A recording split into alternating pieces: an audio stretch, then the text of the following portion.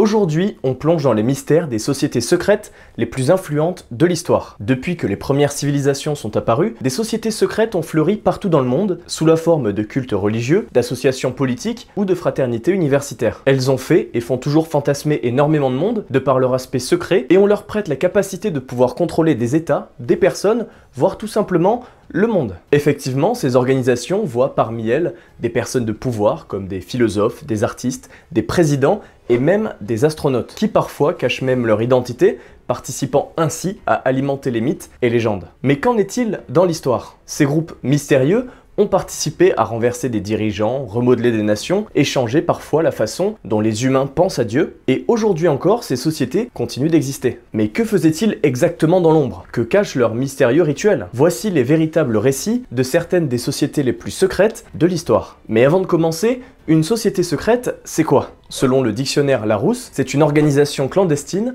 structurée, dont les membres sont étroitement liés par des règles impératives. Et selon Wikipédia, c'est une organisation sociale qui demande que ses membres gardent une partie de ses activités et de ses motivations cachées. Donc ça reste des définitions assez larges, mais on va faire avec. Dans cette vidéo, on va parler des sociétés secrètes qui ont marqué l'histoire de l'Antiquité à nos jours. Avant toute chose, je tiens juste à préciser que des sociétés secrètes, il en existe énormément. Donc forcément, je vais pas toutes les citer, mais tu peux les partager en commentaire et j'en ferai peut-être une prochaine vidéo. Mais revenons-en à nos moutons. Parmi les premières recensées, il faut remonter à la Grèce antique avec l'oracle de Delphes. Bon, c'est très loin des sociétés secrètes qu'on connaît, mais ça faisait partie de la liste et je me suis dit que ça pouvait être intéressant. À cette époque, les citoyens qui ont une question importante peuvent venir la poser aux dieux. Effectivement, c'est assez pratique. Mais ils ne peuvent pas la poser n'importe où. Il faut demander à un oracle. C'était une sorte d'intermédiaire entre les humains et les divinités. Parmi tous ces oracles, le plus influent était sans aucun doute celui de Delphes, qui est une petite ville qui se situe au nord-ouest d'Athènes. 9 jours par an,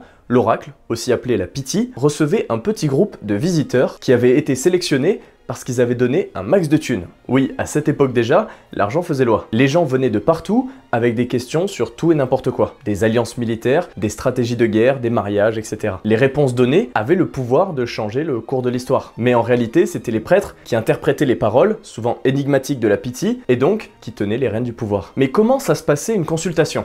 Avant tout, un petit rituel de purification à la fontaine de Castalie était de mise pour le visiteur comme pour la Pythie, et une chèvre devait être sacrifiée. Puis, pendant la cérémonie, la Pythie entrait en transe, selon beaucoup de sources car elle respirait des vapeurs mystérieuses, mais l'origine de ces vapeurs n'est pas tout à fait comprise. Elle sortait alors des mots à la volée, souvent sans queue ni tête, censés être les messages d'Apollon. Et c'était le travail des prêtres de les interpréter pour les rendre plus clairs. Petite particularité, le visiteur n'avait pas le droit de voir la Pythie, il ne faisait que l'entendre. Et bien sûr, tout cela avait un prix, sans oublier que seuls les hommes avaient le droit de consulter l'oracle. Donc je sais pas si on peut parler de société secrète à proprement parler, mais là où je voulais en venir, c'est que dès l'Antiquité, des organisations plutôt mystérieuses, comme la Pythie et ses prêtres, semblaient pouvoir influencer les plus grands hommes, et par conséquent, le cours de l'histoire. Passons maintenant de la Grèce antique à un autre mystère tout aussi fascinant, mais beaucoup plus récent, le culte de Mithra. Aussi connu sous le nom de mitraïsme, il a vu le jour en Perse au IIe siècle avant Jésus-Christ. Et malgré le temps, il reste un des mystères les plus intrigants de l'histoire. Pour faire simple, Mithra est un lieu d'origine indo-iranienne. C'est un dieu bienveillant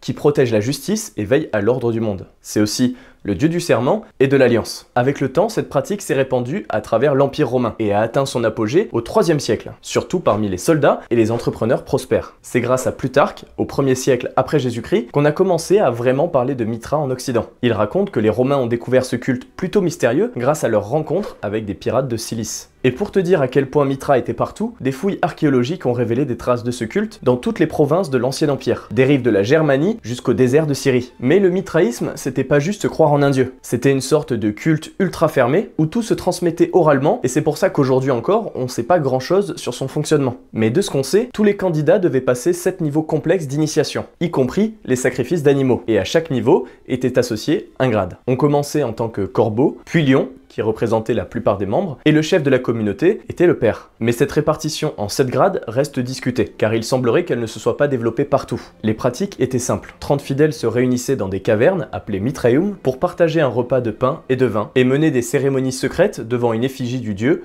tuant un taureau. Les archéologues ont d'ailleurs découvert plus de 45 mitraeum dans la seule ville de Rome. C'est pour dire la popularité du culte. Mais à son apogée, Une autre religion est alors en plein essor, le christianisme. Les premiers chrétiens les persécutent et la société fut éliminée avant la fin du IVe siècle. Alors que le culte de Mithra s'estompe, le Moyen-Âge arrive et voit l'émergence d'une nouvelle force. Probablement l'une des organisations les plus connues de tous les temps, elle a été adaptée en film, en livre, elle fait vivre de très nombreuses théories et légendes. Je parle évidemment des Templiers. Avant de rentrer dans les détails, il faut expliquer un peu le contexte. À la fin du XIe siècle, le pape Urbain II lance la première croisade, afin de libérer la Terre Sainte de la domination musulmane. Au total, 7 croisades auront lieu, mais seule la première eut des résultats, disons, tangibles. Ces expéditions ont inspiré la fondation de plusieurs ordres militaires et religieux, dont le rôle était de tenir et de défendre la Terre Sainte. Et les plus célèbres étaient bien évidemment les Templiers. L'ordre voit le jour vers le début du XIIe siècle, lorsque le roi de Jérusalem, Baudouin II, charge un groupe de chevaliers de protéger les pèlerins chrétiens en Terre Sainte. Et ces chevaliers étaient reconnaissables de tous grâce à leur robe blanche marquée d'une croix rouge. Grâce aux dons des seigneurs et bourgeois inquiets pour leur survie pendant le voyage, les moines soldats s'enrichissent rapidement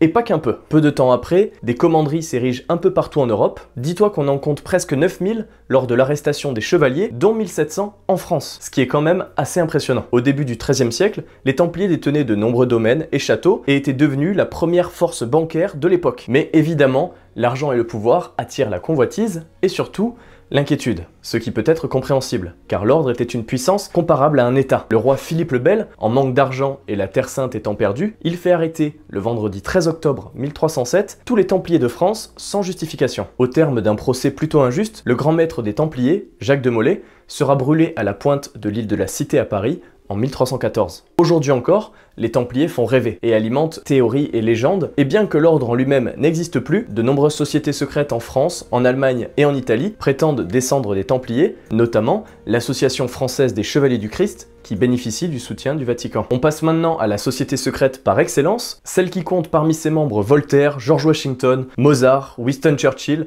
Buzz Aldrin et j'en passe. Cette société est connue pour leur tablier blanc, leurs poignées de main secrètes et leurs symboles mystérieux. Ses membres auraient participé à la préparation des révolutions américaines et françaises et à la conception de la ville de Washington. Selon les théories du complot, le groupe tirerait les ficelles du pouvoir et de la finance dans le monde entier et serait responsable d'assassinats célèbres. Et certains vont jusqu'à soutenir que ses membres vénèrent Satan. T'as une petite idée de qui c'est ?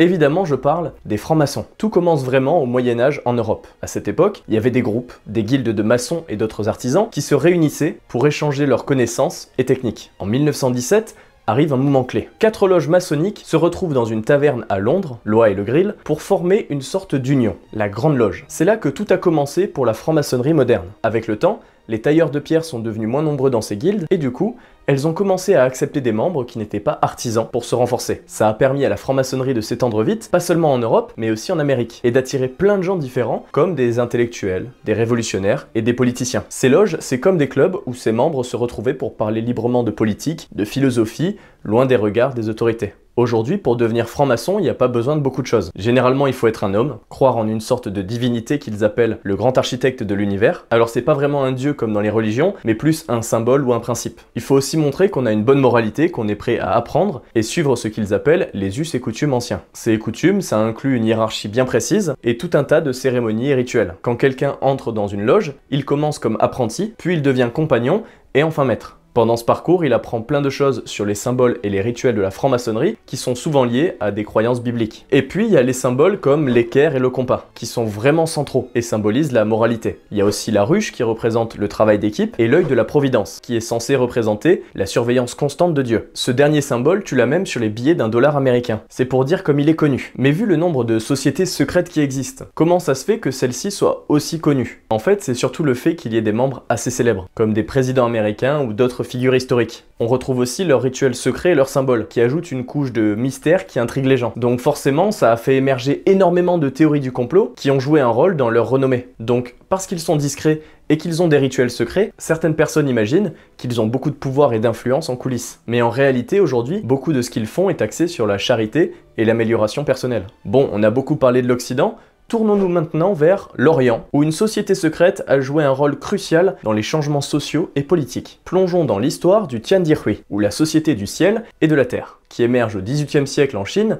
dans la province du Fujian. À cette époque, la Chine est dominée par la dynastie Qing, dont les dirigeants sont d'origine mandchoue. C'est une minorité qui règne sur la majorité d'origine Han. La région de Fujian traversait des moments vraiment difficiles, tant sur le plan économique que démographique. C'est là que Tiandihui entre en jeu. Ce groupe a été créé pour venir en aide aux plus touchés, les plus pauvres. Un peu comme un filet de sécurité. C'est pour ceux qui n'avaient nulle part où se tourner. Ils offraient un soutien moral et financier à leurs membres, formant une sorte de grande famille. Si t'étais un petit commerçant à l'époque, être membre du Tian Dirhui signifiait que tu avais une protection contre les brigands, ce qui n'était pas rien. Mais évidemment, financer une telle organisation n'était pas sans défi. Surtout avec la pression constante des autorités. Du coup, certains membres n'ont pas hésité à se lancer dans des activités un peu louches, comme le vol à main armée, en se voyant un peu comme des Robins des Bois des temps modernes, essayant de redistribuer les richesses. Le Tian Dirhui ne supportait pas vraiment d'être sous la coupe des Qing. À partir du 19e siècle, ils ont pris une tournure plus militante, avec un objectif clair, renverser les Qing et restaurer les Ming. Ça te montre à quel point ils étaient engagés politiquement. Ils ont d'ailleurs orchestré plusieurs soulèvements contre les Qing. Avec l'émigration chinoise, surtout après la guerre de l'opium, le Tian Dirhui s'est répandu en Asie du Sud-Est, à Hawaï, et même en Amérique. Par exemple, à San Francisco, ils ont fondé le Chi Kung Tong, une sorte de branche locale du Tian Dirhui. Au fil du temps, cette société a inspiré la création de nombreuses autres sociétés secrètes. L'une des plus célèbres est la Hong Mun, qui ressemble pas mal à la franc-maçonnerie, avec ses rituels et son organisation. Des gars comme Sun Yat-sen, qui a carrément fondé la première république chinoise, et le général Chiang Kai-shek, un des fondateurs de Taïwan, en faisait partie. Cela dit, tous n'ont pas suivi les idéaux originaux de patriotisme, loyauté et justice du Tian Dirhui. Certaines branches ont plongé dans la criminalité, comme la Triade, qui est devenue un des plus grands réseaux de crimes organisés du monde. En explorant ces sociétés secrètes, on a traversé des millénaires d'histoire, découvrant comment des groupes cachés ont parfois joué un rôle crucial dans le façonnement de notre monde. Alors, que penses-tu de l'influence de ces sociétés? Ont-elles vraiment le contrôle qu'on leur prête, ou est-ce simplement le fruit de notre fascination pour le secret? Si la vidéo t'a plu, like et abonne-toi pour ne pas rater les prochaines, et à bientôt!